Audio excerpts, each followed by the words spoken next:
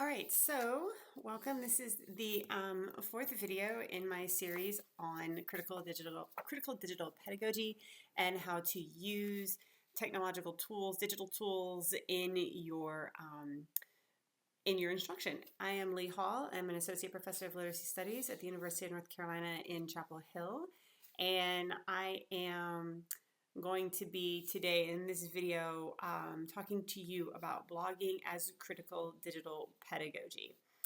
So if you haven't seen the first three videos, I encourage you to watch those because each one builds upon the previous one.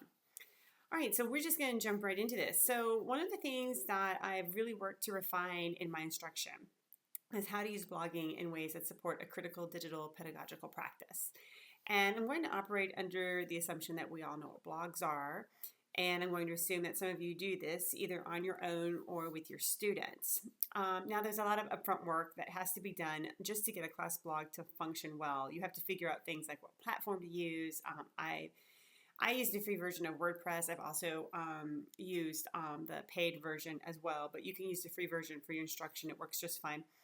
So you have to figure out what platform to use. You have to figure out how often students should post. What do you do with posts? What should posts look like? How do you keep up with it? And so on. And once you generally get this under your belt, once you get the procedural stuff down, then you really don't have to keep recreating the wheel. You can keep using the same directions, again, with minor tweaks as needed. Now, I'm not going to walk us through how to do all the basic setups for blogging, but I have published all the materials for it, and it will save you a ton of time. And what I'm going to do in the description is post a link to the materials. So if you want to get them, you can get them, and it'll share with you just really all the directions, all the templates that I use for blogging with my students, and it's worked beautifully. All right, but what I want to talk to you about then is some very simple ways to apply a critical digital pedagogical mindset to blogging. And I want to start by stressing a few points. First, it's important to remember that simply using a digital tool does not mean we are following a critical digital pedagogical approach, right? It's how we use it. The first step with blogging under a CDP framework is to make sure we are actually blogging, okay? And I say that because experience has taught me that people will say that they blog when actually they're not really blogging. And so what do I mean by that? Things like answering discussion questions, working in isolation, speaking or interacting only with ourselves is not blogging. It's a discussion or a comprehension check, which is fine. It's just not blogging. So for example, if you tell students to go into your learner management system and you post a discussion question and you have them respond to it, that's answering a discussion question, right? It's not blogging. And that's okay. It's fine to do that. We just have to understand that it's not blogging. So we want to make sure that if we're saying we're doing blogging, that we are actually blogging. If you want your students to engage in blogging and do it within a critical digital pedagogical approach, right, then you have to put them on a platform and get them engaged in the practice. That's the first step. I really don't think that a critical digital pedagogical approach can be utilized in a confined LMS framework. I just don't think it's possible.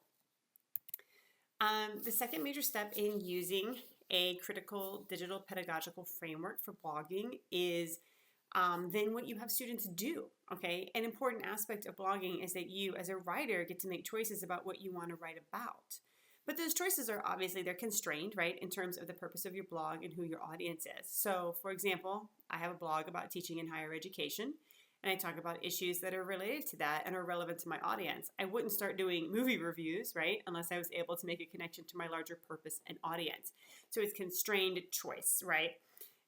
In my course, my undergraduate course, we have a class-authored blog on the politics of reading, and you can see the link in the third bullet point on this slide, right? thepoliticsofreading.wordpress.com. So you can go there if you want. Feel free to take a look at it. This blog has been authored by 2 sections as of today, and it is 100% student written. I don't get involved in the content of the blog. I could, all right? I could post once a week or so. That's a decision you would have to make, but I don't. Students can write about anything they want as long as it connects to the course in some way. So that's basically the directions that they have, right? Anything you want to write about, as long as it's relevant to the course. And excuse me, what I love about blogging is the potential it gives my students to share their thoughts with the outside world. I don't know that they publicize it very much, but I do share all the posts, and we do have an international audience. And additionally, when students blog, I get a window in their thinking that I would not have otherwise. And I use their posts to frame our course. So what happens is this nice blend of students writing about ideas and then us taking those ideas and feeding them back into the work we do together. So let me give you an example here. In courses where I have students blog, I ask them to also participate in Post of the Week.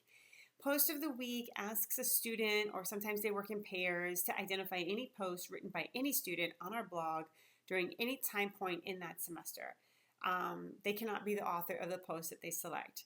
Then they have them identify a second post written on a different blog, right? Written by somebody outside of the class. And the idea here is that the posts are going to help us better understand some ideas we are examining in our course. The students create a short presentation, and we have a discussion around whatever post it is that they're asking us to examine and look at. Now, right off the bat, this changes the status quo. Students are deciding what issues we should use class time to discuss, and they are using, in part, each other's work to frame those issues. But we're also bringing in at least one outside voice, right? The second post.